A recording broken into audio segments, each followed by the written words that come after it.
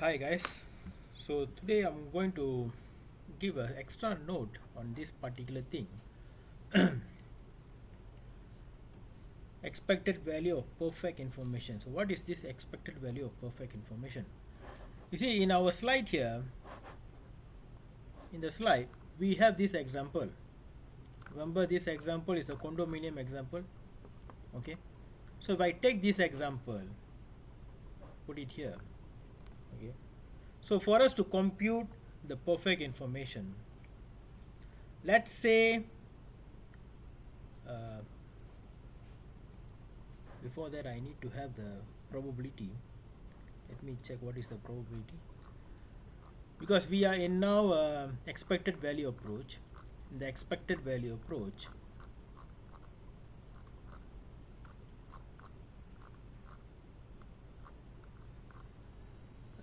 demand, strong demand is 0.8. So strong demand, this is 0.8, this is 0.2. Let's say for sure strong demand will happen. Okay, for sure, this one no, for sure for strong demand will happen, then you will go for large condominium because it gives you more profit. So expected value with perfect information, let's say you have information that telling you that only strong demand will happen, then the expected value with perfect information is 0.820 plus, now let's say weak demand for sure will happen, and that will, you will choose small, so 0.27. You compute this, how much you are getting?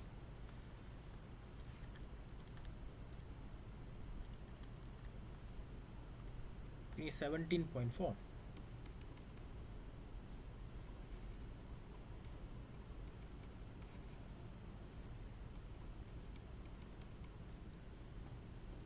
Now what is the expected value without perfect information?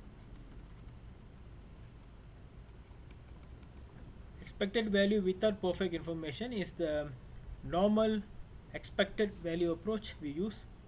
This is the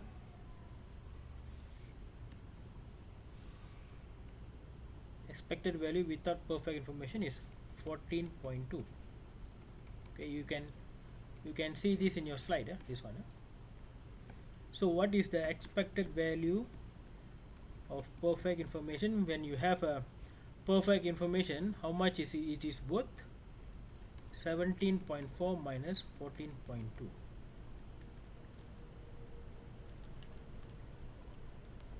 3 point, it is maybe 3.2 million. So if somebody want to offer you, they say they have a perfect information, how much you can pay them, the maximum, that is 3.2 if they have the perfect information. But most of the time that this doesn't happen. It's just we are finding what is the worth, what is the net worth, what is the price you want to pay if somebody offer you the perfect information. For sure it will happen. That is the expected value of perfect information.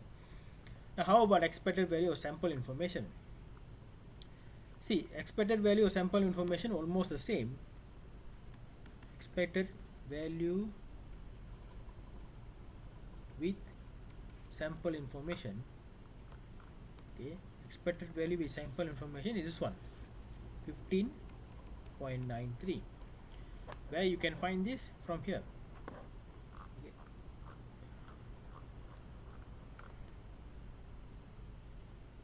From the agency, you hire an agency to do the market research. Okay, from this tree diagram here, you reduce, compute expected value and reduce some more, and reduce some more, you will end up here, the final one. What is the profit if you do market research? That is 15.93. That's why I took it. Okay, expected value with sample information. With sample information mean with the agency. Okay, with the one you find with the agency. Now what is the expected value without sample information? The same thing. That is equal with the previous one. Without perfect information is the same thing. So 14.2. So what is the expected value of sample information? 15.93 minus 14.2, then it will give you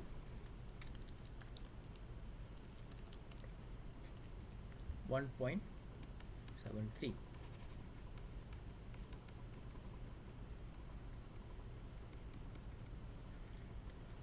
So once you did the market research with the agency, how much maximum you can pay them?